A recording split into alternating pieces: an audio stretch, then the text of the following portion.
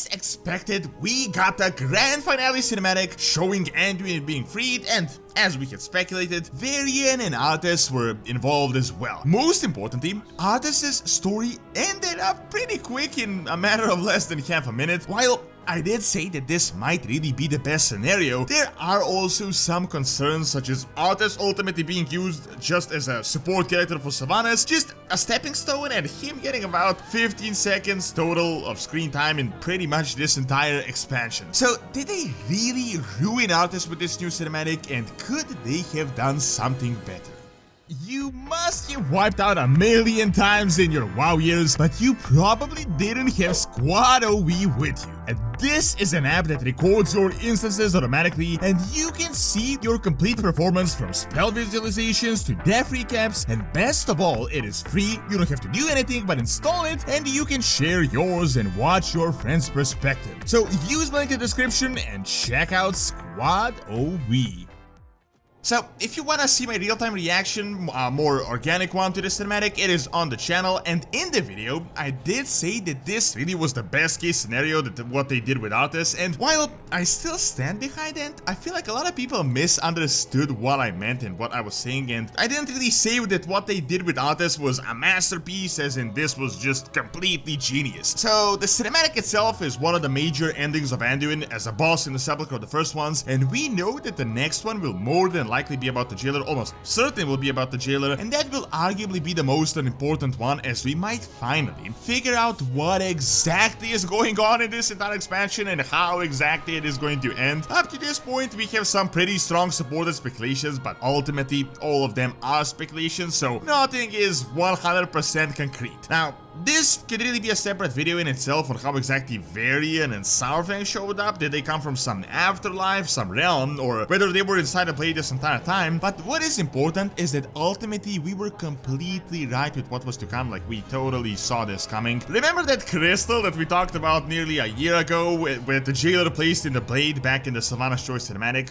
Yeah, that was totally Arthas. And now Saurfang and Varian helped Anduin break the blade, ultimately freeing Arthas, or whatever remained of him, although that was done kinda more indirectly. They didn't really want to free Arthas. This means that what the jailer did was he tortured Arthas, he destroyed his soul completely, and then used whatever energy remained to empower Charlemagne and to bind Anduin really strongly. Well, this totally is in line with what the jailer had done up to this point. Honestly, I feel like Uther should have played a much bigger role in this entire cinematic. Keep in mind, Arthas shouldn't have actually reached the mob, but it was the jailer that through manipulation of the Kyrian and ultimately Uther led him to throw him into the maw directly. Because of this, I feel like Uther should have said more, because really it was his student, he was a significant part of this entire tragic storyline, and ultimately it was his hands that threw him there and led him to the fate that we have ultimately seen. Now, Uther was really a lot more important when you think about it in this entire ordeal than Sylvanas. More interestingly, this almost certainly explains the old speculations that we had. What was the exact relationship between the Lich King and the jailer, and seeing that we saw the fate of Ner'zhul and now Arthas, yeah, it wasn't exactly a good relationship. From what we can gather, essentially Zoal just saw them as minions that failed him, and he decided to just torture them to the absolute extreme once they reached his realm, even though they weren't supposed to reach his realm. Both Ner'zhul and Arthas were but remnants, only that Ner'zhul was used as a weapon in a more conventional sense as we fought him, while Arthas was but a fragment that would be used as glue to strongly bind Anduin to the will of the jailer. So that is the quick backstory of the cinematic, but what exactly is wrong and what is right with this latest addition? In my opinion, as I said, this really was the best case scenario. While there are definitely a lot of things to critique with the Shadowlands, I think this cinematic they pulled off pretty well, and this here is the keyword, with what they had to work with. Keep in mind, I don't think this is a masterpiece and that what they did with the character of Arthas was just absolutely brilliant, but this is more the perspective that Shadowlands as an expansion hasn't exactly treated key Warcraft characters kindly. It just hasn't been the case overall. While some did get trolls, I can't say they really did justice to Bolvar, Jaina, Uther, especially Bane. There is not even mention characters that should have been in this expansion, yet there are no signs of them. So let's just think pragmatically, did you really want to give Arthas a significant role in this expansion with this entire storyline as it is? Like, can you imagine him being redeemed and then joining us akin to Sylvanas and then giving us some sort of like petty speeches? I think ultimately that would just completely ruin the legacy of Wrath of the Lich King and Warcraft 3 and everything Arthas stood for. So the other scenario is that we could have maybe fought him as a boss, but I think that would be stupid as well, as ultimately at the end of the Ascrown Citadel, Arthas returned to his good self as he was freed for that single moment. So really that is why what they did is really not that bad. Think about it, Arthas' storyline has always just been about tragedy. It is literally the definition of like a tragic storyline. A noble prince that fell to the dark side and then he was led to evil, that led to further and further evil. Then he had that brief moment of, Father, is it over? And then he knew that only darkness awaited him. He knew that there was nothing good for him in the afterlife. So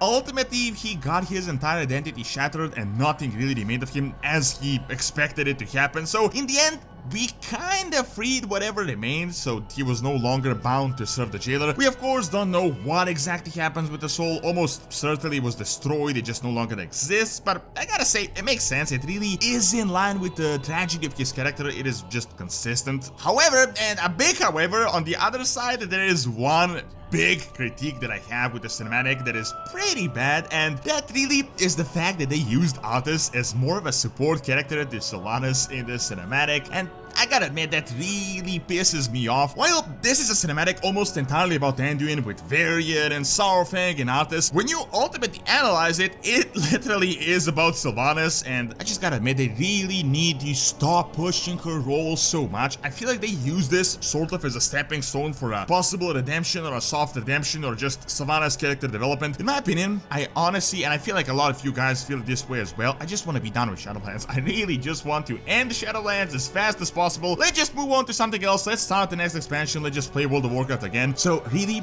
can we also just be done with Sylvanas already? Like, she played her role, she betrayed the jailer, she was in this expansion, that expansion, helped us out a bit. Do we really need to continue her character on and on and on again? Uther is literally just a support character to her story arc. Now, even Arthas and Anduin ended up playing that same role so that she could have her little monologue. While I understand that their characters are kind of similar, as in they both wanted to protect their people but were led astray and manipulated by the jailer, realistically, originally in Warcraft 3, Sylvanas was but a supportive character to Arthas, so because of this, I feel like they should have done something similar with Arthas, but the spotlight should have actually been on Arthas. Maybe Uther should have said more, as he was his teacher after all, and also Jaina due to their close relationship, but ultimately, we got about 3 glances from these two characters in the entire cinematic, and like 30 seconds was Sylvanas talking about how Arthas affected her and her own actions and whatever she did, which, as I said, ultimately amounts to Arthas just playing as an instrument in her own monologue, and literally he's just supporting her storyline because she seems like the main character. Other than that though, I really don't think it was that bad of an ending to him as a character. Of course, we still need to wait for that big cinematic that will reveal the actual ending of the Shadowlands and that will unravel all these mysteries that we have, and most importantly, that should lead us into the next expansion.